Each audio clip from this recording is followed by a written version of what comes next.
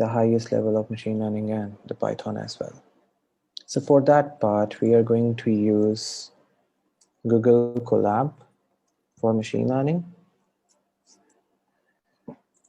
because you don't even need to download any kind of compiler for it, like PyCharm or something like it. You don't even need. And then for the laptop, we need to download Python 3.9. Hello. That one. Hello, how are Hi. you? Good. How are you? Hi, I'm good. Good. So how's the day? Good. Good. Okay. Just nothing special. Uh-huh. So you already know about the Python 3.9.1. Uh, that's the latest one. Yep, that's the latest one. Okay. We need to download this one, and it will appear like we have an idle like this one. So for the basic of Python, we are going to use idly before we are going to move towards machine learning. Okay. The basic of Python actually belongs to the languages. Actually, for the machine learning, the Python is a little bit different, but from the Are you scratch, recording this? Oh yes, yeah, I'm you are. recording Okay. this. I'm sorry. Okay. For the machine learning, Python is a little bit different one, but for the basic of Python, I'm going to send you some kind of notes as well for your learning, where you can have everything for the Python coding, how it starts and why it started. So this is a book I had way back last year. The author gave it to me.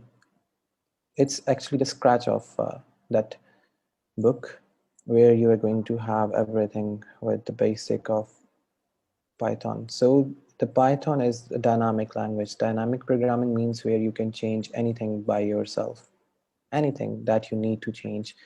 Like, for example, there are many languages that we need to use any kind of header file, but in this one, we don't even need any kind of header file. So if we are going to say 3 plus 5, it will give us an answer without any hesitation, without any problem. So actually, this is the very basic of Python. But when we move towards machine learning, it will change a little bit.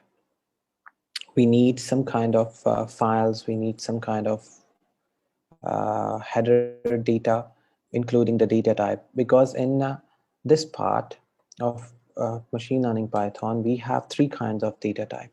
First is numerical, second is categorical, and the third one is, that is the important one, the ordinal. Why ordinal is important? Because every time when we are going to deal with the medical diagnosis images, like data tracking on roads, high speed trafficking, and something like it, we are going to use these kind of data, ordinal data, because the ordinal is a continuous of data where you can have anything. Like if you're going to predict the grades of the school, if you're going to predict any kind of cancer or something like it, you need to go through the ordinal kind of data. And there are a lot more. So for the machine learning, we need some kind of header files where we can make prediction over the mean, median, and mode as well. And the few things. Most of the people use and import NumPy for their working start, the start of the working, and they can have it. Okay, so we are going to use this one over the Google Colab without any error. So with the help of Google Colab, we are going to use the new notebook. It's the huge one.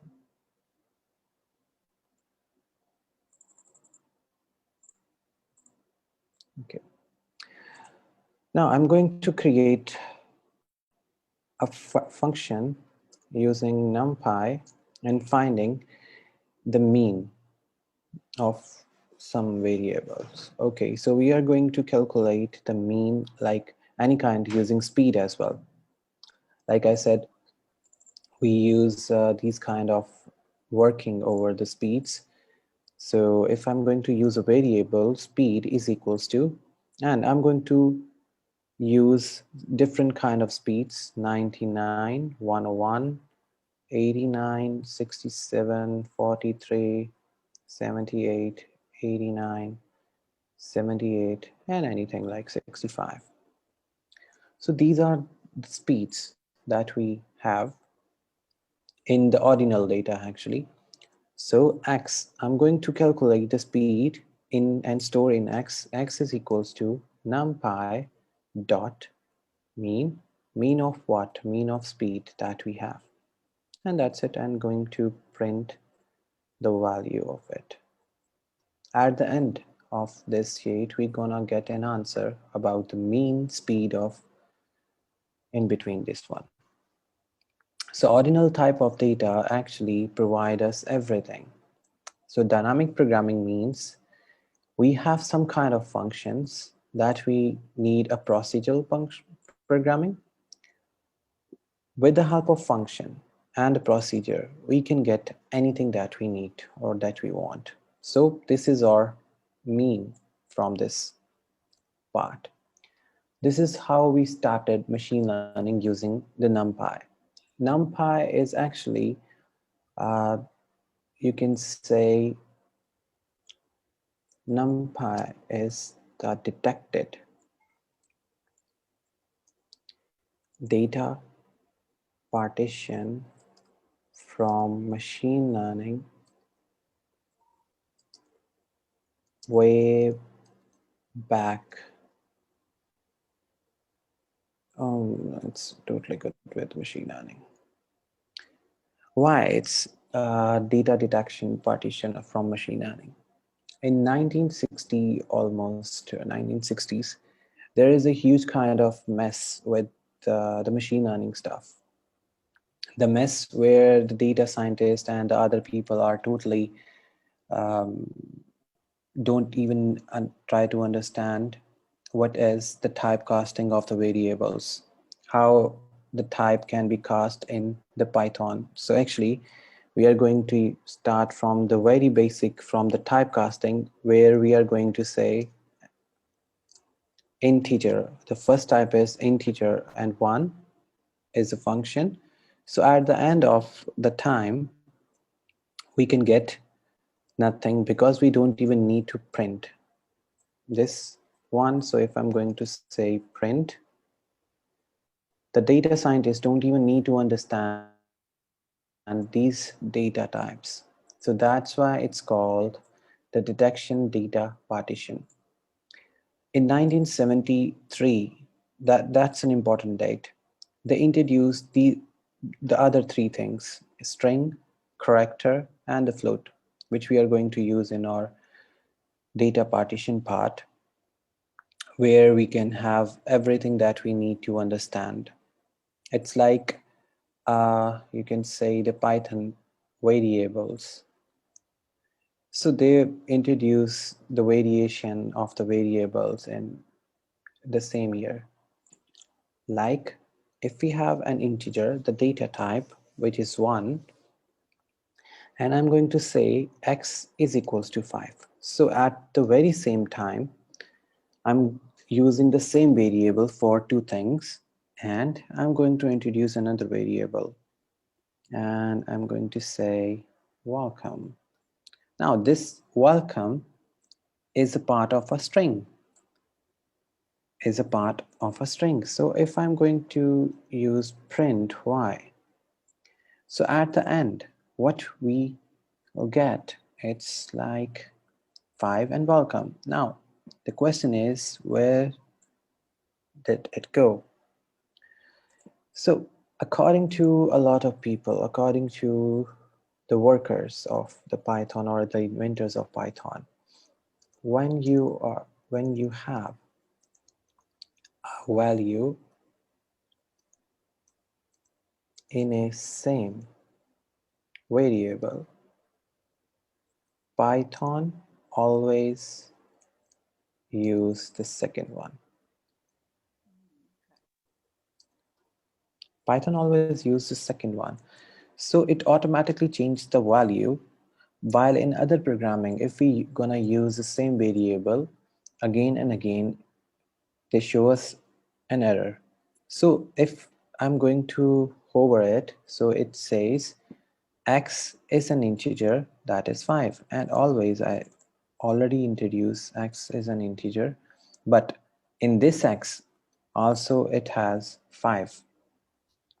So So it is also called, this is what integer means. So you have to put that int on the top for it to capture the second one. Is that how it is? no. And why is the one in the parentheses? I don't. Yeah. Okay.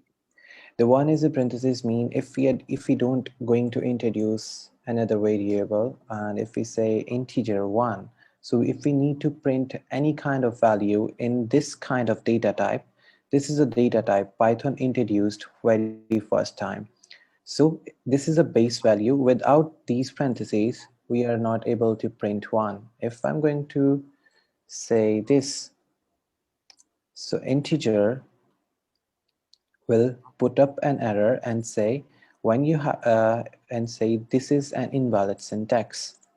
And when I'm going to use the parentheses around this integer, it means we are going to initialize integer as 1. So integer has a value that is 1. So that's why we put parentheses around it. So this is our answer once again. If we are going to use 5, so integer will change the value, that is 5. And this is the type of a string.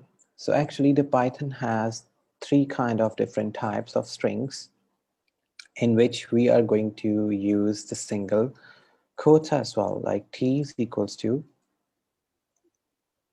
with the single quotes, welcome. And the third one is string. It's already a data type, which is I'm going to use r is equals to str, and in str I'm going to say or you can say like tell. So these kind of 3 kind of different data type for a string. It works, but sometimes it's not, because every time the data type has a different values, different sensitive, case sensitive value, like this one. If I'm going to use other print statements as well, print t, print r, see, now this is actually the case sensitive value, which means the string I'm going to use, so I have to put the parentheses over it and let the Python know about the tel is not defined. Now the tel is not defined, so these are the data types that we need to utilize in our working criteria. See, if we are not going to put something in parentheses and in double quotation, it will say an error. So this is actually the data types of different data type of a string, an integer, and a character. If we are not going to initialize anything, the data type, so it works as a character or a string itself. And if we go with the data type, so we can have it with the data and its correction. So we don't even find any kind of error. Actually, that's why we put the parentheses over our data type with the variables.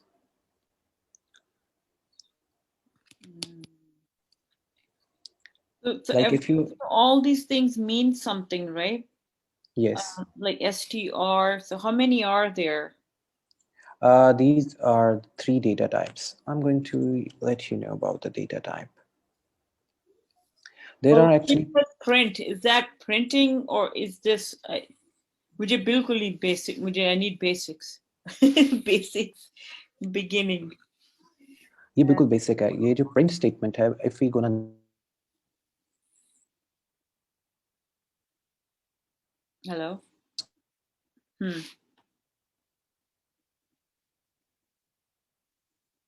screen, so we need print. Integer, वो integers होते हैं. तो system उसको कैसे समझता है? System के पास Your voice is breaking. the type. Okay, I'm going to change the connection type. Is it okay now? Mm-hmm. Or still breaking? अभी तो नहीं हुई. Let's see. Okay. इंटीजर जब हम ओके जब हम इंटीजर्स के साथ काम करते हैं तो जैसे कैलकुलेटर हो गया सेल फोन पे या हमारे अपने डेटा करेक्शंस हो गई तो वो क्या करते हैं बैक साइड पे जाके इंटीजर ASCII कोड को ASCII कोड्स वो कलेक्ट करता है which means something to machine जिसको हम आम अल्फाज में मशीन लैंग्वेज कहते हैं क्योंकि हमारी हर चीज़ जो है वो एक लैंग्वेज समझती है अब it's also called assembly language as well तो होता ये था कि वो कोई चीज़ समझ नहीं पा रहे होते थे तो उन्होंने डेटा टाइप्स वगैरह इंट्रोड्यूस करवा दी असेंबली की डेटा टाइप इंटीजर असेंबली की डेटा टाइप स्ट्रिंग्स में ये होता है कि जब आपने कोई नेम प्रिंट करना है name address place anything that you need to print in alphabets तो ASCII कोड्स स्टार्ट हो गए एंड उन्होंने असेंबली लैंग्वेज को कोबॉल में कन्वर्ट कर दिया था कि आप अपने कुछ addresses name anything that you need to print over the card वो आप इजीली कर सको फिर एक प्रॉब्लम उनको आई कि अगर हम सिंगल करेक्टर करते हैं तो भी वो इतनी ज़्यादा स्पेस ले जाता था मेमोरी में उस टाइम पे मेमोरी बहुत कम थी तो दे इंट्रोड्यूस करेक्टर जिसमें आप सिंगल लेटर एक्चुअली प्रिंट कर सकते हैं सिंगल लेटर और एनी काइंड ऑफ वेरिएबल तो वो करेक्टर में आया लाइक XY हम इसमें नेम प्रिंट नहीं कर सकते we cannot print names or anything like it can't use name हम इसमें names को utilize नहीं कर सकते थे फिर जब अभी मशीन लर्निंग नहीं आई थी डेटा साइंटिस्ट ने एक सोल्यूशन निकाला कि without helping of machine learning libraries हम अपने डेटा को करेक्टराइज कैसे कर सकते हैं जैसे ये मैंने आपको करके दिखाया डेटा का मीन बहुत इजीली निकाल के दिखाया तो NumPy उन्होंने इंट्रोड्यूस किया NumPy होता क्या है हम बैंक्स में जाते हैं तो बैंक में हमें एक ATM मशीन या कोई भी ऐसा पर्सन होता है जो हमें टोकन निकाल के देता है like in Pakistan we have already used the token system वो टोकन एक्चुअली आपके नंबर पे डिपेंड करता है आपका जो नंबर होता है या आपकी जो प्रॉब्लम होती है या जो प्रॉब्लम स्टेटमेंट होती है वो उस नंबर पे डिपेंड करता है सो उन्होंने क्या इंट्रोड्यूस करवाया NumPy क्यों उनको ये लगा कि अगर बैंक में कोई लोग जाते हैं एंड वहाँ पे उनको क्राउडी एरिया मिलता है या ऐसा कुछ मिलता है तो they need a lot of time to get over that crowd so they introduce the token system कि आप जब बैंक्स में जाएं सो आपको अगर if there is any kind of line so आप अपना टोकन ले जाएं उस टोकन को उन्होंने OTP का नाम दिया था वेरी स्टार्ट OTP जैसे हमारे बैंक्स में आता है कि जब कोई चीज़ ट्रांसफ़र करने लगते हैं तो OTP शो होना स्टार्ट होता है तो इट्स ऑलवेज हैपेंड सिंस 1951 तो OTP और बाकी सारी चीज़ें इन्होंने इंट्रोड्यूस करवाई OTP उस टाइम पे जो टोकन दिया जाता था उसके बैक पे वो लिख के देते थे और वो सीक्रेट कोड होता था जो कि सिर्फ बैंक मैनेजर को पता होता था क्योंकि वो इनवेलप में दिया जाता था ताकि आपको जितने भी कैश वगैरह है या कुछ भी ऐसा है वो आप आके इजीली निकाल लो पाइथन ने फिर बीच में पाइथन को रोक दिया गया 1970s में उसकी रीज़न थी कि इसके ऊपर एक कोडिंग बनना शुरू हो गई थी जिसकी वजह से इंक्रिप्शन बहुत मुश्किल हो गई थी तो जब पाइथन को रोक दिया गया NumPy ईच एंड एवरीथिंग रुक गई तो उन्होंने बिल्कुल ये सिंपल स्टेटमेंट्स निकालना शुरू कर दी कि हम किसी भी कैटेगरी को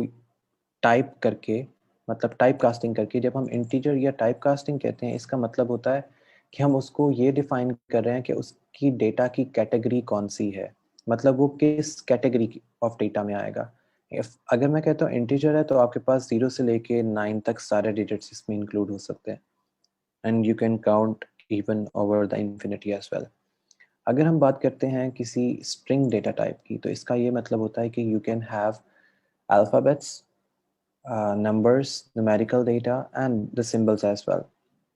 आप उसमें कुछ भी यूटिलाइज कर सकते हो you are open to go with any kind of data जबकि अगर हम सिंगल या डबल कोट्स में बात करते हैं तो इसका मेजर मतलब यही होता है कि हम इसको यूटिलाइज कर रहे हैं एज अ करेक्टर, हम इसको ऐसा यूटिलाइज कर रहे हैं एज अ करेक्टर। तो हम इसमें सिर्फ वही लिख सकते हैं सिंगल या डबल कोट्स में जो हमने सिर्फ डायरेक्ट स्क्रीन पे प्रिंट करवाना होता है विदाउट एनी स्टेटमेंट। जैसे हमने नीचे किया कि हमने विदाउट एनी स्टेटमेंट हमने सिंगल या डबल कोट में चीज़ जैसे लिखी वो हमारे पास एज इट इज़ प्रिंट होके आ गई। तो कंसर्न ये था इन सबका पाइथन के अंदर इस चीज़ को लेके आने का, यूज़र की यूज़बिलिटी को आसान बनाना। क्योंकि जब हम अपने मोबाइल्स पे 1 2 3 4 टाइप करते थे तो एक्चुअली कोड जनरेट होता था उनके बैक पे, तो उस टाइम पे लोगों को अंडरस्टैंड करना मुश्किल होता था। इसी वजह से दे मेड अ डायलर। वो जो हम पुराने सिस्टम होते थे सेल फोन्स, तो उनमें डायलर्स होते थे, जैसे मोटरोला के वो द फोन्स विद स्टिक, वो जो डंडी वाले फ़ोन आते थे उनमें डायलर्स आते थे। तो इसी वजह से वो जब हम कॉल उस पे करते थे तो वो येलो स्क्रीन पे शो होता था कॉलिंग, फिर बीप की आवाज़ आती थी। वो जो डायलर जब बीप की आवाज़ देता था तो पाइथन के कोडिंग के अंदर एक चीज़ को चेंज कर दिया जाता था। वो चेंज क्या करते थे कि बैक पे उन्होंने एक डेटा मशीन लगाई होती थी। डेटा मशीन वो क्या करते थे, आपकी जब वॉइस आती थी वो 01 01 01 01 से वो शुरू होती थी। जब आप चुप होते थे तो उसकी जगह पे डैश का सिग्नल जनरेट किया जाता था, और फिर जब आप बोलने लगते थे 01 01 01 की सिग्नल्स को जनरेट करते थे। तो उस मशीन ने सेकंड्स में चीज़ों को ट्रांसलेट करना होता था माइक्रो सेकंड्स में। तो लोगों ने कहा कि अगर तो ये सारा कुछ ऐसे ही होता रहा तो हमें तो ऐसी मशीन्स चाहिए होंगी आने वाले टाइम में जो नैनो सेकंड्स में चीज़ें चेंज करे, क्योंकि अभी तो सिर्फ कुछ लोगों के पास ही सेल फोन है, कुछ लोग जो है वो वायरलेस सिस्टम यूज़ कर रहे हैं। तो प्रॉब्लम वहीं पे जनरेट रही, तो इन्होंने डेटा टाइप्स को बढ़ाना स्टार्ट कर दिया। इन्होंने दे दिया कि अगर हम कोई चीज़ इंटीजर में कैलकुलेट करते हैं डेटा टाइप में, तो अगर हम उसको 000000 पे कन्वर्ट कर देंगे तो इट मीन्स कि अगला बंदा बात नहीं कर रहा, और 1 की फॉर्म में हम उसको सिग्नल जनरेट कर देंगे। तो इट मीन्स कि अगर आप यहाँ पे मिलियंस ऑफ यूजर भी आ जाएं, मिलियंस ऑफ यूजर भी आ जाएं, तो भी सिग्नल्स ब्रेक नहीं किए जा सकते। Every time they can send any kind of data. That's why फिर इन्होंने ये सिम का चक्कर इंट्रोड्यूस करवाया था। इसी वजह से हमारी जितनी भी सिम्स होती हैं, सिम कार्ड्स होते हैं, उन पे एक यूनिक नंबर लिखा जाता है। वो यूनिक नंबर एक यूनिक फ्रीक्वेंसी को अलॉट होता है, और वो फ्रीक्वेंसी 01 की कम्बिनेशन को कन्वर्ट करती है डिफरेंट काइंड ऑफ सिंबल्स। वो सिंबल्स होते हैं जैसे एम्परसेंट का साइन हो गया परसेंटेज हो गया, डॉलर हो गया, वो इसमें इनको कन्वर्ट करके हम फिर उनसे बातें करते हैं। इसको हम एक्चुअली कहते हैं मशीन लर्निंग या पाइथन की टर्म में कैमल केस। ये कैमल केस था। कैमल केस ये था कि आप काफ़ी दिन तक चीज़ को यूटिलाइज करते रहो लेकिन आप की वो चीज़ ख़राब ना हो। It's like a camel trunk. Like जैसे कैमल वाटर की स्टोरेज करता है तो वो काफ़ी दिन तक इजीली सरवाइव कर सकता है। इसी तरह इन्होंने सेल फोन्स के अंदर ये कंडीशन निकाली, it's called the camel case. Camel case ने जब आई गेस 1987 में इंट्रोड्यूस किया था कैमल केस को, तो इन्होंने ये कहा था कि अगर आप कोई सिम बाय करते हो या कोई भी चीज़ लेते हो, हम उसको उस पर्सन के नेम पे अलॉट कर देते हैं। अब उससे होता ये था कि इन लोगों के पास एक डेटा बनना स्टार्ट हो गया, एक कैटेगरी बनना स्टार्ट होगी डेटा की। अब मशीन लर्निंग तो इनको अभी तो वो भूल ही जाए ना, क्योंकि machine learning was introduce way back in 1903। तो इतनी पुरानी मशीन लर्निंग तो बन चुकी थी, आर्टिफिशियल इंटेलिजेंट मशीन्स आ रही थी। जापान ने 1965 में पहला अपना रिपोर्ट बनाया था जो एआई कंट्रोल करता था, लेकिन कंसर्न फिर यही आ रहा था कि ये चीज़ें हम पर्सन टू पर्सन कैसे अलॉट करेंगे। तो कैमल केस ने पर्सन टू पर्सन चीज़ें अलॉट करना आसान कर दी, और उसने ये बता दिया कि जब भी कोई एक बंदा आएगा तो वो अपनी आइडेंटिटी के थ्रू किसी चीज़ को रजिस्टर्ड करेगा। वो उसका आईडी कार्ड होगा, आईडी कार्ड नंबर होगा, या एनीथिंग जो भी उसके पास अवेलेबल होगी। हाउस नंबर, पहले हाउस नंबर पे थी सिम्स वगैरह। फिर इनके पास एक और प्रॉब्लम आई। अब वो प्रॉब्लम ये थी कि जब लोगों के नाम सेम थे और सोसाइटी उनकी सेम थी या उनका ख़ानदान सेम था, तो उनके यहाँ पे एक और प्रॉब्लम आई। तो उन्होंने इस प्रॉब्लम को नाम दिया था पास्कल केस।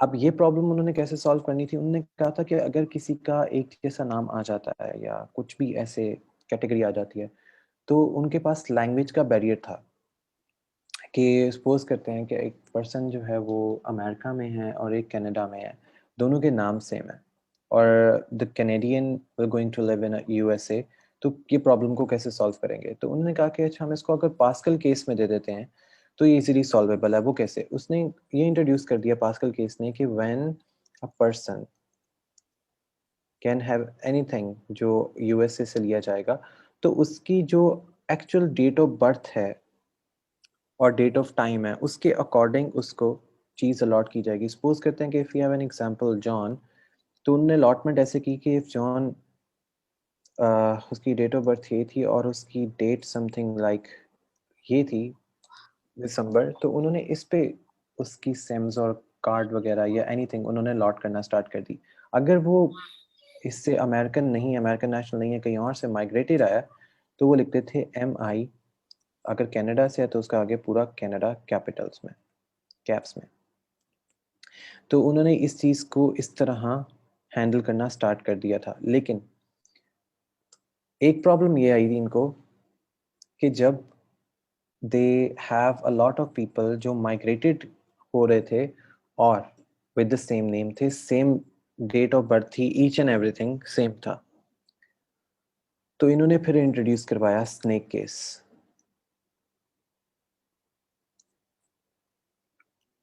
पाइथन में स्नेक केस जब इंट्रोड्यूस हुआ था, उन्होंने कहा था कि हम कोई भी पर्सन अब आए, like any person from like Canada or somewhere else, उसने कहा कि अगर पर्सन है टेम, उसके साथ हम अंडरस्कोर यूज करेंगे। टेम और किस डेट ऑफ बर्थ से था इस तरह यूज किया, सेम डेट थी, इसको इस तरह यूटिलाइज किया, और साथ ही अगर वो दूसरा पर्सन है टेम वन यानी कि टेम सेकेंड वन है, तो उसकी ब्रैकेट में टू का लगा देते वर्ड के दैट इज टिम टू, और उसकी आइडेंटिफिकेशन हो जाती थी ये सेकंड पर्सन है जो यहाँ पे माइग्रेट करके आया। इसको स्नेक केस का उन्होंने नाम दिया।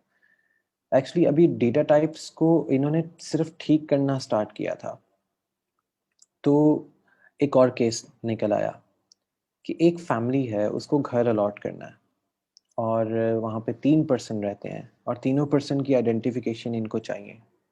तो इन्होंने ये कहा कि you can utilize anything like, अगर हमारे पास 3 पर्सन है XY and Z जो सेम घर में रहते हैं और उनके नाम हैं कुछ लाइक जॉन, टिम और एनीथिंग लाइक ओको। उन्होंने कहा कि अगर 3 लोग हैं लाइक एक ही घर में रहते हैं लेकिन आए कहीं और से माइग्रेटेड करके आए, तो 3 वेरिएबल उन्होंने लिए XY and Z, उन तीनों को 3 नाम असाइन कर दिए जो उस घर में रहते हैं, और साथ ही उन्होंने इसको प्रिंट करवा लिया था कि अगर कोई बंदा इन तीनों में से कोई एक है, मतलब तीनों को अगर नाम प्रिंट करवाने हैं, तो उन्होंने डिफरेंट वेरिएबल्स को यूटिलाइज करके तीनों के नाम भी नीचे प्रिंट कर दिए। तो प्रॉब्लम हमारी आसान होगी, लाइक जॉन, टिम एंड एको, वो तीनों प्रिंट होके उनके सिस्टम्स के पास आ जाते थे कि 3 लोग जो हैं ये घर में रहते हैं। पाइथन में जब चीज़ें मुश्किल आना स्टार्ट हुई वो तब था कि जब हेड ऑफ द फैमिली का नाम इंट्रोड्यूस करवाया गया।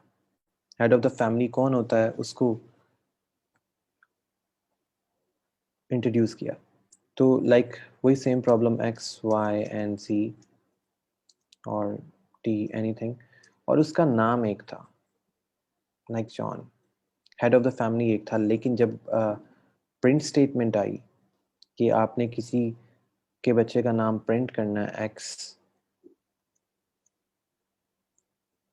मैं इसको प्रिंट करता हूँ 4 डिफरेंट कैटेगरीज में, okay, like T, Z and Y।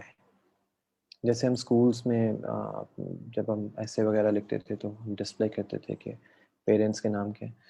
तो ये प्रॉब्लम फिर ऐसे सॉल्व हुई कि चारों का जो था डेटा वो अगर एक के साथ लिंक करता है, तो अगर हम चारों को ही अलग अलग प्रिंट करते हैं तो सब प्रिंट स्टेटमेंट पे एक एक वेरिएबल आ जाएगा। जैसे JOHN जॉन, अगर मैं यहाँ से एक वेरिएबल को हटा देता हूँ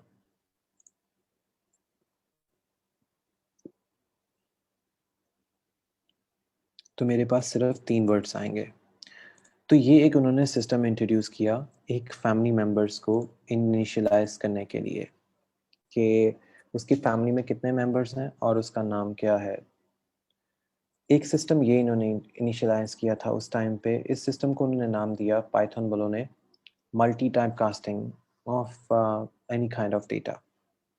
फिर प्रॉब्लम आना स्टार्ट हुई कि अगर किसी के फैमिली है, वो हेड ऑफ फैमिली जो है वो 2 हैं या 3 है या 4 है या 5 है, उनको कैसे फिर करेंगे या फैमिली को फिर नेम कैसे देंगे।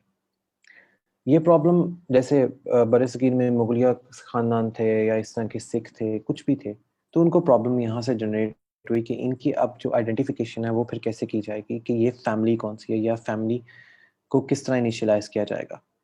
तो उन्होंने फैमिलीज के जो सर नेम होते हैं वो उन्होंने लेना स्टार्ट किए। तो उन्होंने इनिशियलाइज किया लाइक SHEIKH शेख। अगर कोई शेख की फैमिली है और उसके फैमिली मेंबर्स हैं बीच में, मतलब any family members like John, Tim,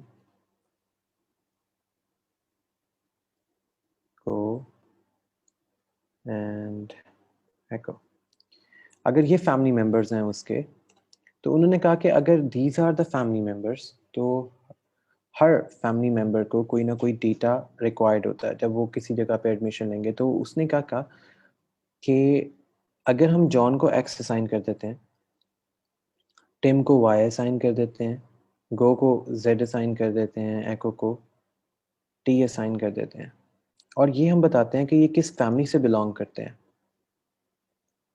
अगर हम इतना इनको बता दें कि कौन सी फैमिली से बिलोंग करते हैं, तो हमें अगर इनमें से किसी की भी इंफॉर्मेशन रिक्वायर्ड होगी तो हम उसी फैमिली के हेड से जाके चेक कर सकते हैं। लाइक दिस वन प्रिंट, अगर मुझे सिर्फ टी चाहिए तो मुझे उसकी फैमिली में से एक डेटा मिल जाएगा जो मुझे उसकी कैटेगरी डिफाइन कर रहा होगा। Like this one name Sheikh, एक मिनट स्पेलिंग चेंज हो गया, SHEI Sheikh is not defined, Sheikh तो ये डिफाइन है। Let me check over rightly.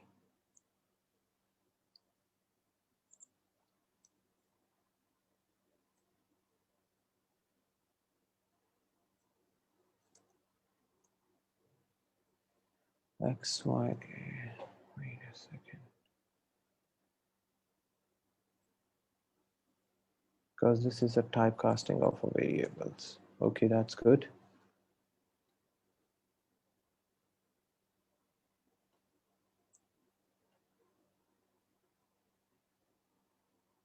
Equals to share.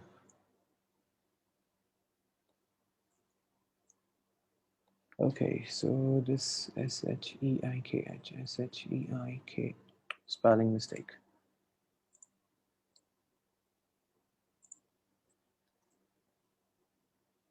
Okay, now we are good to go.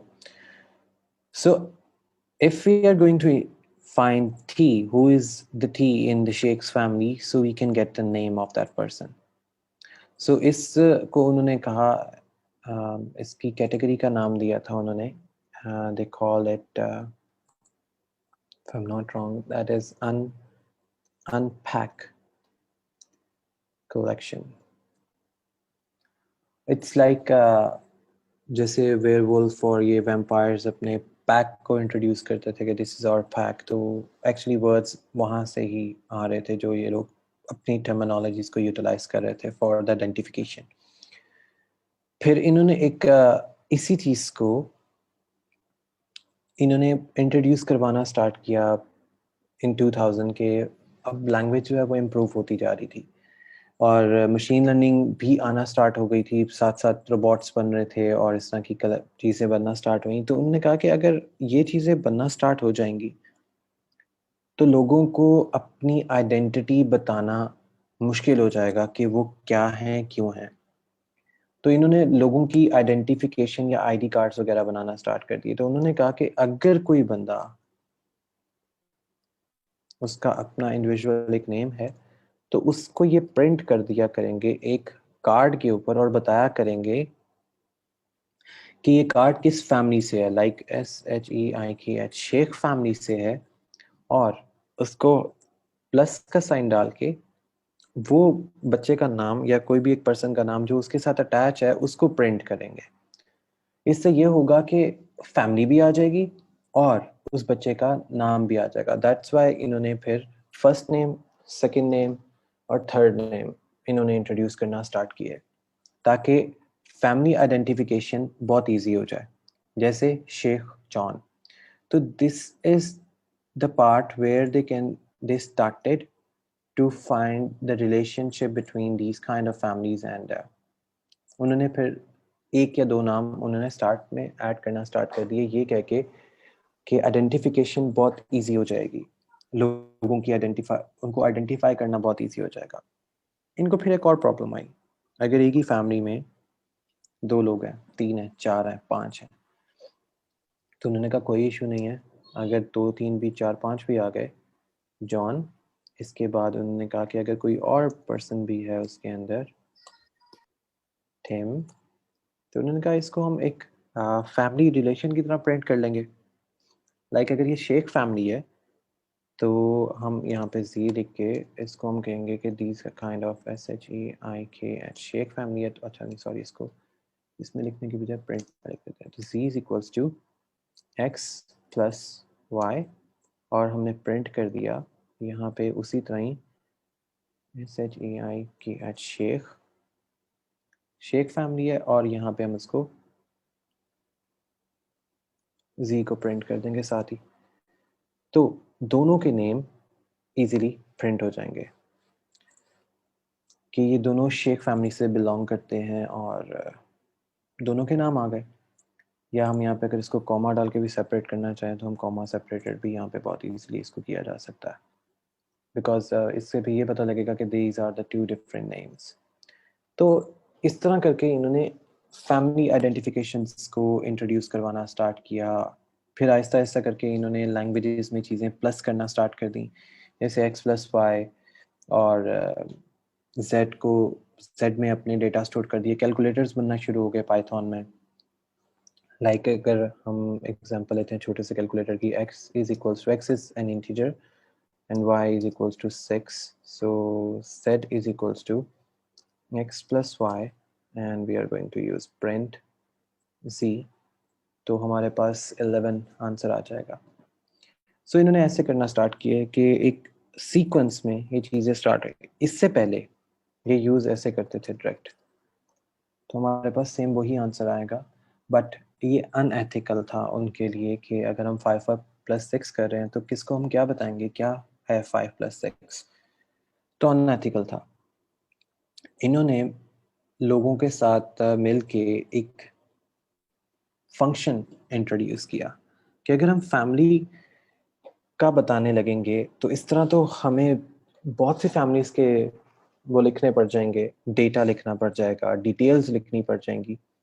So why don't we use any kind of function, बिल्कुल basic function. तो इन्होंने किया क्या,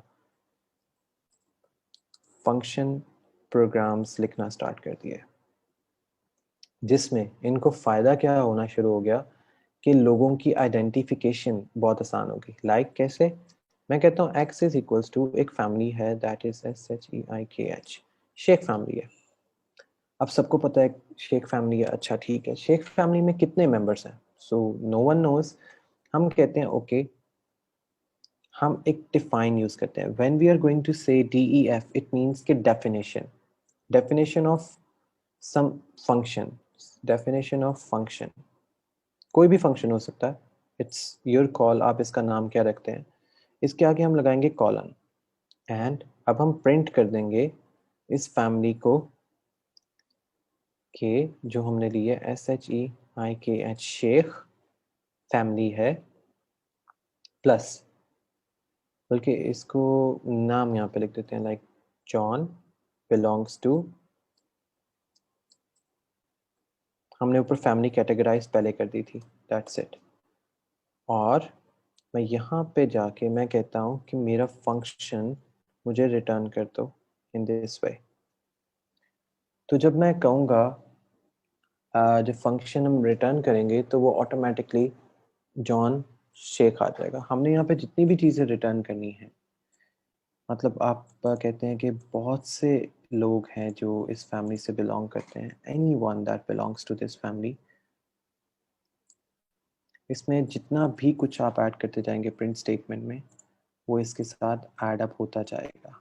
Tim Sheikh या John Sheikh, each and everything. So function programs का इनको ये फ़ायदा होना शुरू हुआ कि they can have anything in just one single statement. इनको सिर्फ लोगों के नाम को प्रिंट करना था, लोगों के नाम उस लिस्ट में डालने थे, बाकी सब ऑटोमेटिकली अपडेट हो जाता था। तो ये फंक्शंस के थ्रू इन्होंने इस चीज़ को अपडेट करना स्टार्ट किया, जिसमें इनको ये पता लगना शुरू हुआ कि अच्छा, अगर हमने एक फैमिली नेम इंट्रोड्यूस कर लिया, उसमें हमने एक फंक्शन बनाया और उसमें हमने सारे जितने भी लोग इसके साथ अब आना शुरू हो गए, बस हमने यहाँ पे एक चीज़ ऐड करनी है। यहाँ पे कोई फैमिली मेम्बर आता है, वाई समथिंग, हमने सिर्फ इतना सा ही एक ये चीज़ ऐड करनी है, तो वो ऑटोमेटिकली फैमिली मेम्बर उसी फैमिली की कैटेगरी में ऐड होता जाएगा।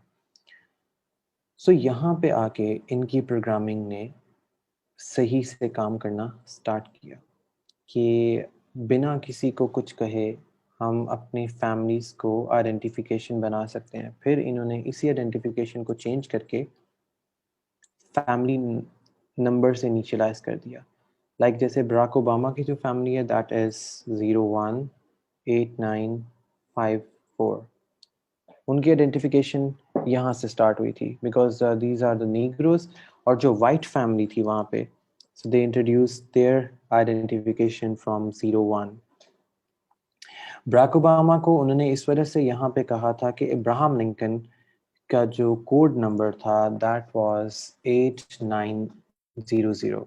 तो उन्होंने फिर जितने भी मुस्लिम नेम्स या इस तरह के कुछ भी होते थे, so they started their names from 892 onwards, and जो इंग्लिश थे उन्होंने 01 से स्टार्ट किया। और ये सारी आइडेंटिफिकेशन की जो वर्किंग है ये स्टार्ट हुई 1977 से। सो फंक्शन बहुत बाद में आया, इन्होंने आइडेंटिफिकेशन करना स्टार्ट कर दिया ऑन पेपर्स, लेकिन प्रोग्राम में आते आते इनको टाइम लग गया। सो 1980s के अंदर इन्होंने इसको प्रोग्रामिंग वे में बनाना स्टार्ट किया। सो इन्होंने दे इंट्रोड्यूस फैमिली नंबर। सो पहले उन्होंने ऐसे इंट्रोड्यूस किए थे F1 डैश समथिंग के कि ये 01 फैमिली है या 02 है, तो इस तरह कुछ करके। और जब ये सिस्टम एशिया तक पहुंचा, तो एशिया में आके इन्होंने कहा कि हम कैटेगरी नंबर्स के थ्रू करते हैं। इन्होंने पहले कैटेगरीज ऐसे की थी, जैसे अगर कोई नवाब होता था तो वो नवाब डैश 01 की पहली फैमिली है नवाबों की, और उसका जो फैमिली मेंबर है वो 35 है एंड समथिंग लाइक इट। तो यहाँ पे उनको आके कंफ्यूजन होती थी नवाब लिखने के बाद कार्ड्स के ऊपर। सो उन्होंने कहा कि हम फैमिली नंबर इंट्रोड्यूस कर देते हैं। सो पाकिस्तान में नवाबों को जो फैमिली नंबर इंट्रोड्यूस हुआ वो 04563 ये हुआ था, एंड डैश इसके बाद इनकी सीरीज वगैरह स्टार्ट हो गई। अब ये नवाबों का नंबर स्टार्ट हुआ 04 से, 04563, जो कि I had a friend way back in Islamabad, so I saw his identity card. तो उनकी फैमिलीज के यहाँ से स्टार्ट हुए। जो बाकी सारे ऑर्डिनरी पाकिस्तानी थे उनकी 3 सीरीज से स्टार्ट किए, लाइक जो 1990s के हैं या 1980s, जिनकी फैमिली स्टार्ट हुई है 1980s में, तो उनके 35202 था। जिनकी फैमिली इससे पहले स्टार्ट हुई है वो 34201 है, और जो 60s में स्टार्ट हुई हैं उनकी फैमिली थी 3356 समथिंग 560 से स्टार्ट हुआ। तो ये फैमिली नंबर्स इन्होंने इंट्रोड्यूस करवाना स्टार्ट किए थे ताकि लोग अपनी आइडेंटिफिकेशन कर सकें, या बाहर कभी जाते हैं तो दे आइडेंटिफाई देयर सेल्फ कि कौन किस फैमिली से बिलोंग करता है। Very interesting. ये वो फंक्शंस थे जहाँ से इन्होंने अपने आप को बढ़ाना स्टार्ट किया या बनाना स्टार्ट किया। फैमिलीज फंक्शंस बने, उसके बाद इन्होंने पासपोर्ट जब बनाने थे तो इनको यहाँ पे एक और प्रॉब्लम आती है। वो कहते हैं पासपोर्ट तो अब इन्होंने पूरी दुनिया में यूटिलाइज करवाने हैं, कि इनको फिर पता कैसे चलेगा कि ये वाकई पर्सन किस सिटी से बिलोंग करता है, किस मुल्क से बिलोंग करता है। इन्होंने क्या किया, इन्होंने कहा ठीक है हम एक डेफिनेशन बना देते हैं, उसमें फंक्शनल एट्रीब्यूट भी है। हमारे पास डेफिनेशन है, फंक्शनल एट्रीब्यूट है। हम कहते हैं अच्छा अगर कोई पर्सन आ रहा है, उसका पासपोर्ट बन रहा है, तो उसको ग्लोबल कर दो कि वो किसी भी जगह पे दुनिया में यूटिलाइज हो सके। तो जो पर्सन आ रहा है, सपोज करते हैं कोई एक्स पर्सन है, इनने उसको ग्लोबल कर दिया। अब एक्स का एक नेम है, x is equals to JOH and John.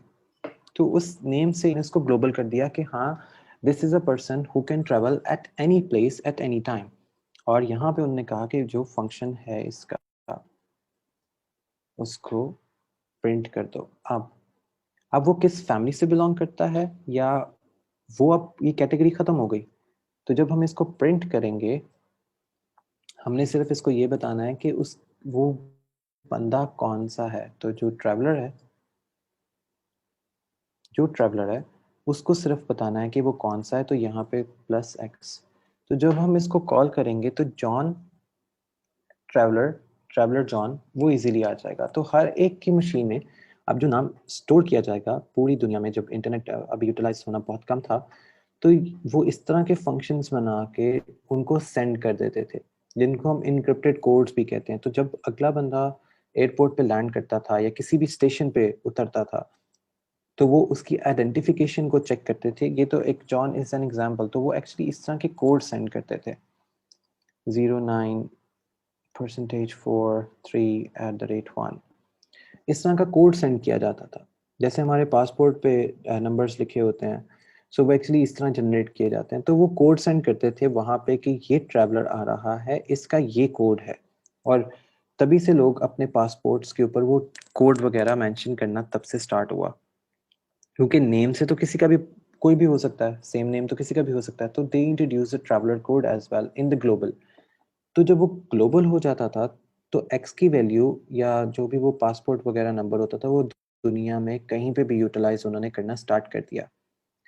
अब उसको उनको फायदा क्या हुआ कि जब भी कोई ट्रैवलर आता था, हर दफा उसका कोड चेंज नहीं होता था, उसकी डेट चेंज करते थे। वो कोड सेम रहता था, तो उनको पता लगना शुरू हो गया हाँ this is a person came from that place, और ये पहले भी आ चुका है या फिर आया है। तो पुलिस को आइडेंटिफाई करने के लिए सबसे आसानी हो जाती थी उसके कोड नंबर से, क्योंकि उस कोड नंबर में उसका ये भी पता होता था कि वो किस जगह पे स्टे करेगा, कहाँ से आया था, और आगे उसने कितने दिन रहना है।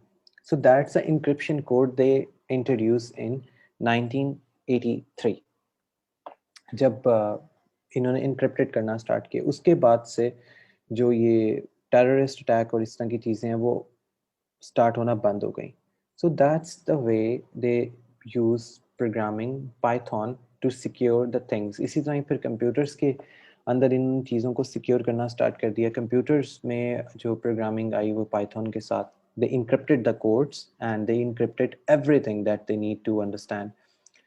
तो यहाँ पे I guess if I am not wrong, to 1999 में या 2000 समथिंग में इंडियंस ने एक कैटेगरी डिफाइन करना स्टार्ट की, and that category belongs to के जो इंसान ट्रैवल करके आता है बाहर से, उसको हम पता कैसे चलाएंगे कि किस कैटेगरी का है। मतलब कहने का ये है कि if x is equals to, मैं इसको 7 इस तरह लिख देता हूँ। पहले मैं कहता हूँ कि अच्छा अगर ये कैटेगरी है कोई, तो मुझे कैसे पता लगेगा। तो मैं यूज करूंगा टाइप और मैं x लिख दूंगा। अब मैं साथ ही इसको रन करूंगा तो मुझे पता लगेगा इसकी कैटेगरी क्या है। तो ये कैटेगरी स्ट्रिंग है, क्लास है, क्लासिफिकेशन है, स्ट्रिंग कैटेगरी। अगर मैं इसको यहाँ पे डबल कोट्स हटा देता हूँ, 7.5 लिख देता हूँ, तो तब मेरी टाइप क्या बनेगी। तो ये मेरी टाइप क्लास क्लासिफिकेशन में फ्लोट बन जाएगी। अगर मैं इससे 0.5 भी हटा दिया तो मेरी एक इंटीजर बन जाएगी। सो इंडियंस ने क्या किया, इंडियंस ने इन कैटेगरीज को इनिशियलाइज किया पाइथन में, नॉट उसमें पूरी दुनिया में। इंडियंस ने टाइप कैटेगरी पाइथन में इंट्रोड्यूस करवाई थी। सो जब पाकिस्तानी के जो दो भाई थे जिन्होंने हैकिंग इंट्रोड्यूस की थी, जिन्होंने पहला हैक बनाया था, सबसे पहले हैकिंग जिन्होंने स्टार्ट की वो पाकिस्तानी थे दोनों। तो इंडियंस ने उनसे बचने के लिए एक चीज़ बनाई कि हैकिंग जब भी कोई ऐसी चीज़ हो तो हमें पता लग जाए कि ये हैकिंग किस मुल्क से आई है या किस जगह से हैकिंग का ट्राई किया जा रहा है। तो उन्होंने एक छोटा सा एक फंक्शन बनाया।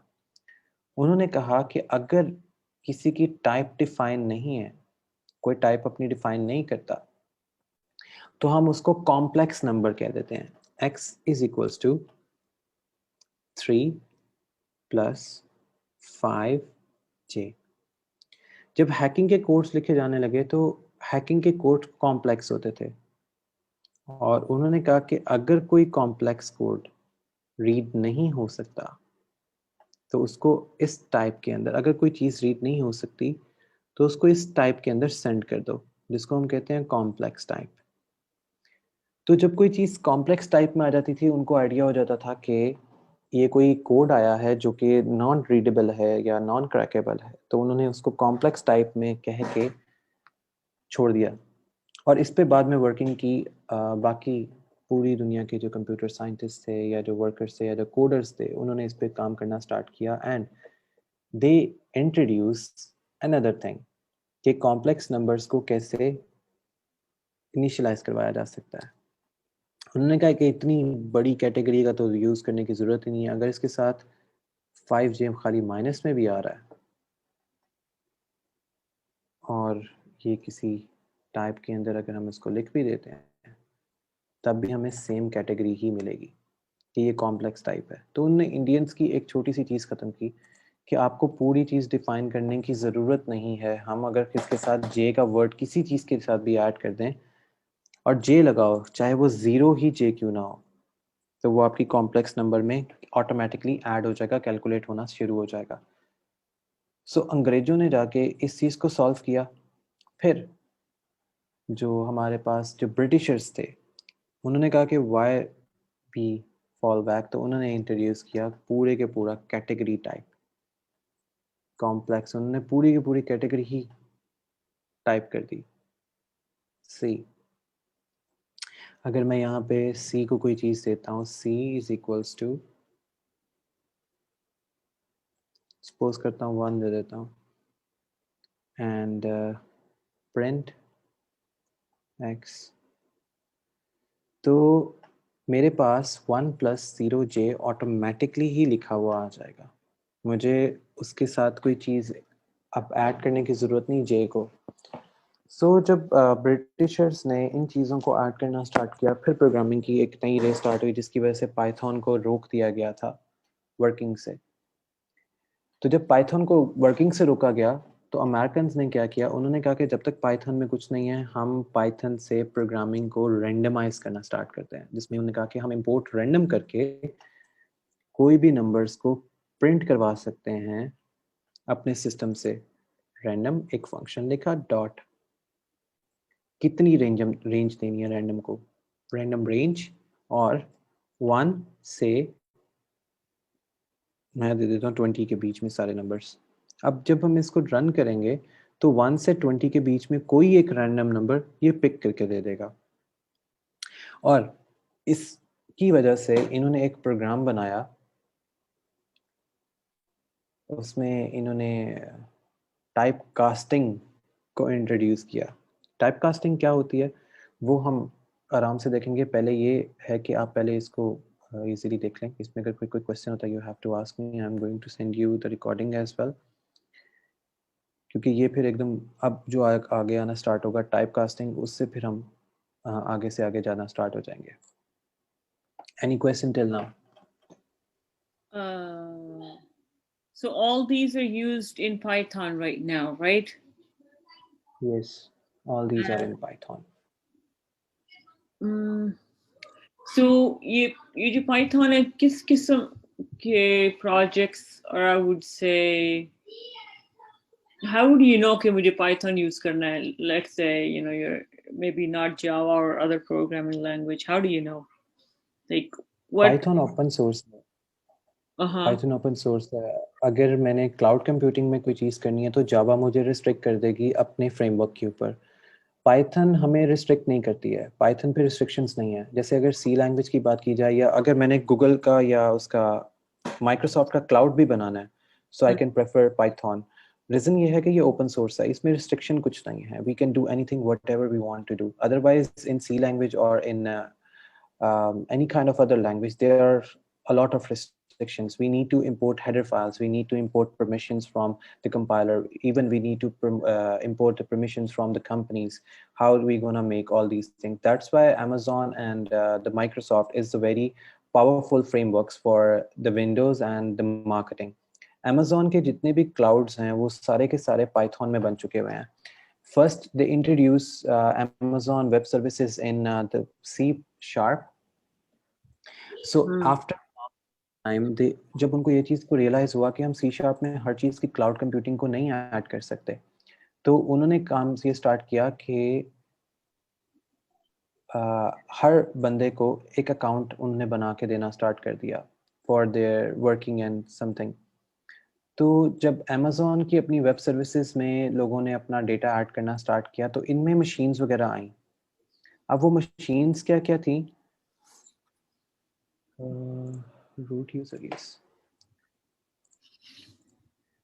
मैं आपको वो मशीन्स दिखाता। इन्होंने जब मशीन्स को इंट्रोड्यूस किया ना, तो लोगों में तब आके एक प्रॉब्लम स्टार्ट हुई अमेज़ॉन के साथ कि क्योंकि मैं तो रूट यूज़र, मैं तो क्योंकि कोई भी मशीन यूज़ कर सकता हूँ। जो अकाउंट आइडेंटिफाई यूज़र्स होते थे, वो क्या करते थे, वो एक प्रॉब्लम जनरेट करते थे। तो जब इनके पास वो प्रॉब्लम आई, तो इन्होंने ये सारी मशीन्स इंट्रोड्यूस की, ये सारी पाइथन में लिखी गई हैं, हर चीज़। तो इनकी पहली मशीन जो मशीन लर्निंग्स को यूज़ करती हैं, वो ये सारी चीज़ें हैं। Amazon forecast, fraud detection, everything. जो इनका ये है कैंड्रा, ये इन्होंने इंट्रोड्यूस किया था लास्ट ईयर। ये प्रॉब्लम आई थी इनको जब जब पाकिस्तान में गूगल की वो चीज़ें नहीं चेंज कर दी गई थी, डॉलर की प्राइस चेंज कर दी गई थी एकदम से। सो इन्होंने तब ये चीज़ें इंट्रोड्यूस की। फिर इन्होंने नीचे जाके 4 चीज़ें इंट्रोड्यूस की फॉर द ब्लॉकचेन। ये कहीं पे था, अब ये AWS की ML सर्टिफिकेशन भी है ना जो नई? Yes, I don't even know. I think everybody's attempting. I heard people have it now, so yes, there are few certifications for machine learning in Amazon, लेकिन उसके लिए ना आपको Cloud9 की जो सर्टिफिकेशन है वो पहले लेनी पड़ती है। लोग ले रहे हैं और ये इजी है, it's not very hard type. इसमें जब हम मशीन लर्निंग में जाएंगे, तो आपने ना सुपरवाइज्ड, अनसुपरवाइज्ड, दो ऐसी कैटेगरी होंगी, उनकी मैं आपको बुक सेंड करूंगा, that only have 15 to 16 pages. उनमें ना उन्होंने उसके कुछ ट्रिक्स दिए हुए हैं, how you gonna make your own system in supervised learning and unsupervised learning. वो जो सिस्टम्स होते हैं, that we need to understand only. बस क्योंकि ये देखें ना, मशीन लर्निंग इनकी 6 ट्रेनिंग्स हैं, एंड ये बिल्ड विद एसडीके, ये आपको डाउनलोड कर देगा। एंड जब हम मशीन लर्निंग के 6 ट्रेनिंग ट्यूटोरियल्स पे जाते हैं, तो यहाँ पे हमें ये ट्यूटोरियल्स मिलते हैं जो हम यूटिलाइज कर रहे होते हैं। अब इसके अंदर मशीन लर्निंग के भी हैं और बाकी सारे भी हैं। अगर मैं इसको सिंपल कैटेगरी कर दूंगा मशीन लर्निंग की, तो introduction to deep learning, training deep learning, semantic content. अभी जो हम इसमें से कर रहे हैं, वो हम कर रहे हैं ये सिमेंटिक एनालिसिस, जो मशीन लर्निंग में यूज होता है, जिसकी वजह से हमें कोड लिखना पड़ता है। हम वो कोड इस पर से लिख रहे हैं।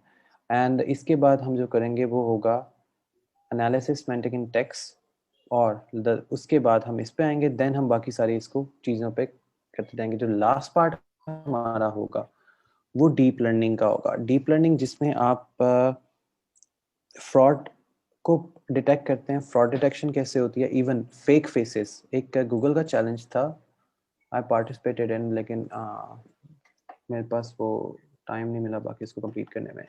डीप फेक फेसेस एक गूगल का चैलेंज आया था, जिसकी जो अमाउंट प्राइस थी, दैट कॉस्ट ओवर $1 लाख। तो वो चैलेंज लोगों ने पूरी दुनिया में किसी से भी पूरा नहीं हुआ उस डीप फेक फेसेस का। डीप फेक फेसेस ये थे कि लोग तकरीबन कोई थे 8 लाख के करीब, वो ना कभी दुनिया में आए थे ना कभी पैदा हुए थे, तो उनका डेटा इनके पास था। So they made that data using the artificial intelligence. So ये बहुत एक मतलब आए बहुत नहीं बड़ी, है, बट उनका data, what the heck that means? What the fake data?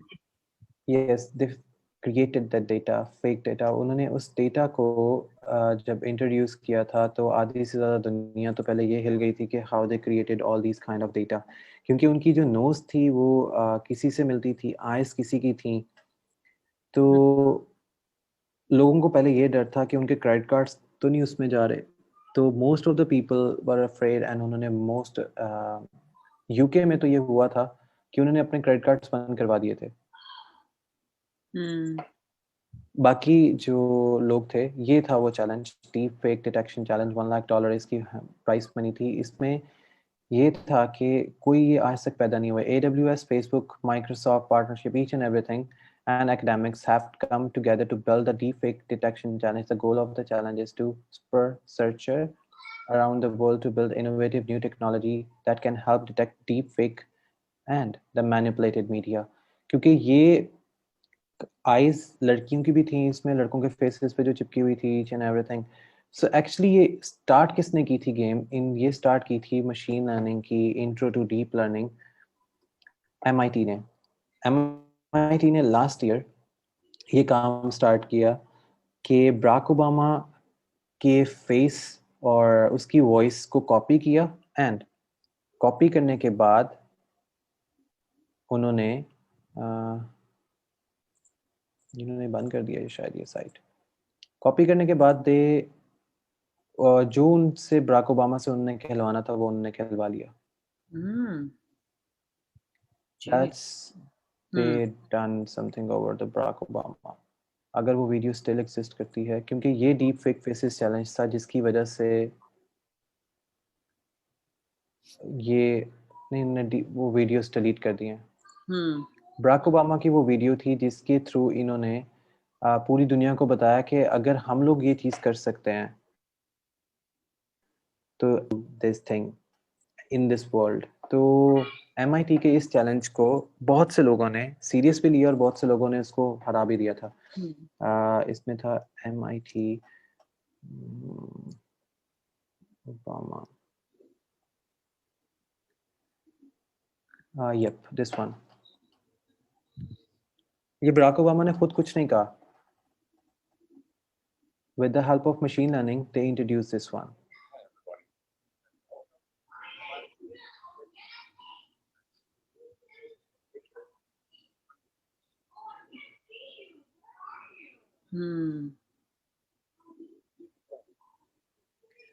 Barack Obama की सिर्फ एक पिक्चर के थ्रू इन्होंने और उसकी वॉइस मैनिपुलेशन के through completely they introduce this system in all around the world. अब इस सिस्टम को इंट्रोड्यूस करवाने के बाद MIT के ही कुछ प्रोफेसर्स थे जिन्होंने इसके ऊपर वर्किंग करके इसको और इतना खराब कर दिया कि they can manipulate your DNA as well and they can make any kind of clone using the deep learning. Oh my God, that's scary. This one, that is the perceptron example. जो हमारे brain के neurons होते हैं, they can easily duplicate their neurons with the help of sigmoid function. This is a sigmoid function. अब उस sigmoid function के through हमारे जितने भी neurons generate होते हैं with the help of perceptron, they can regenerate it in millions in seconds. तो उन्होंने क्लोन करना स्टार्ट कर दिए, क्योंकि ये जो हमारी जितनी भी डीप लर्निंग है, मशीन लर्निंग है, ये यूज होती है क्लोनिंग ऑफ डेटा, मतलब जब हमने क्लोन करना है किसी को। सो इसी दौरान एक साइंटिस्ट था जिसने एक इंट्रोड्यूस किया कैप्सूल न्यूरल नेटवर्क। इस साइंटिस्ट ने पूरी दुनिया को ये बता दिया कि that you are nothing in front of me. हालांकि इसका कहना किसी हद तक ठीक भी था, लेकिन इसकी इंट्यूशन में एक ऐसी बात थी जिसने वाकई पूरी दुनिया को हिलाया था इन 2017। वो क्या थी? हेस्टन की इस थ्योरी के अंदर एक ये पिक्चर है। ये पिक्चर एक इंसान की है। वो कहता है कि इफ उसके अगर न्यूरल नेटवर्क को अगर इस तरह की भी पिक्चर मिल जाती है टूटी फूटी, तो कहेगा दोनों सिमिलर हैं और वो इस पिक्चर को कंप्लीट कर देगा। मतलब कहने का ये है कि अगर आइज उसकी सेम है यहाँ पे लेकिन बाकी सारा कुछ नहीं है, तो वो पूरी की पूरी इमेज खुद से क्रिएट कर सकता है। सो इस प्रोफेसर की इस थ्योरी ने आधी से ज़्यादा दुनिया को हिलाया, जबकि ये थ्योरी फेक थी। ये थ्योरी फेक थी, लेकिन अब पूरी दुनिया इस कैप्सूल पे काम कर रही है कि हाउ इट्स पॉसिबल कि फिर आते साथ ही लोगों ने एक और चीज़ इंट्रोड्यूस की जो कॉन्वोल्यूशनल न्यूरल नेटवर्क में थी, उसको हम कहते हैं बैगिंग एंड बूस्टिंग, जो हमने एक्चुअली करनी भी है।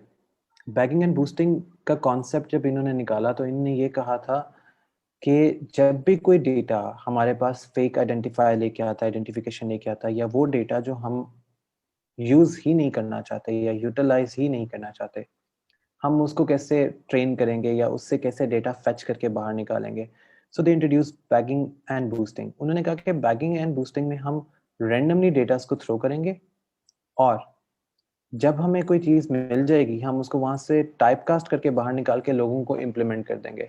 तो उसको फायदा, इनको तो इतना फायदा नहीं हुआ, लेकिन इससे फायदा हुआ तुर्की को।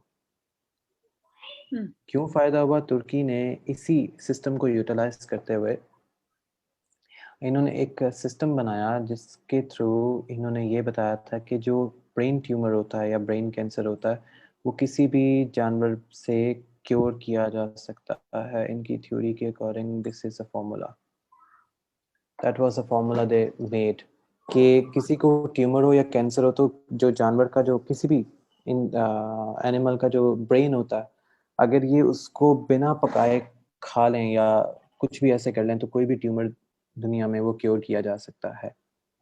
So that was actually they introduced this system and तो make खाते people। तुर्की में क्या? नहीं नहीं, वो सिर्फ एक थ्योरी आई थी। कुछ लोगों ने Nobody's trying that. I'm just curious. नहीं, कुछ लोगों ने अटेम्प्ट किया था स्टार्ट में ना, 2019 के स्टार्ट में कुछ लोगों ने अटेम्प्ट किया था, लेकिन दे डाइड। एक्चुअली जो चाइना से जो कोरोना वायरस निकला that was not a part of a China, actually ये रशिया से स्टार्ट हुआ था, लेकिन बहुत साल पहले। तो वो यही तो काम करते थे, किसी भी वायरस से बचने के लिए वो उसका दिमाग खाते थे, जानवर का ना। हम्म तो वो थ्योरी जब तुर्की में पहुंची, तुर्की वालों ने भी सेम काम किया, दैट्स व्हाई डेथ्स वगैरह की जो रेशियो है वो ज़्यादा हो गई। लेकिन सब ने कह दिया कि ये वायरस ये इन जानवरों से आया है, और तुर्की ने इसको सॉरी चाइना ने इसको इम्प्लांटेड किया, जबकि ऐसा कुछ नहीं हुआ। ये सब इनकी खुद से थे, इनकी वैक्सीन बनाना ये सब कुछ आसान था, लेकिन लोग खाने से बाज ही नहीं आते थे। तो वो वायरस एक्चुअली बायो टेक्नोलॉजी से बनाया गया है, ये वायरस प्लांटेड है, ये कुदरती नहीं है। So they planted this virus in these kind of animals. So that's why इसको बायोलॉजिकल इन्होंने वॉर कहा था, लेकिन किसी ने सुना नहीं। तो उन्होंने चाइना में वुहान में, उन्होंने कहीं और जाके नहीं इम्प्लीमेंट किया। वो करना चाहते तो वहां पे भी कर सकते थे, बीजिंग में कर सकते थे, शिंगाई में कर सकते थे, जहाँ पे इनकी कैसीनोस और पॉपुलेशन बहुत ज्यादा है चाइनीज की अपनी। वुहान में मिक्स्ड रेस थी, उनको पता था कि वुहान में पूरे एशिया से लोग आके पढ़ते हैं, India, China, Pakistan, Maldives, Malaysia, even America से भी कुछ लोग आके वहां पे पढ़ते हैं वुहान में। So that's why they planted their virus in Wuhan.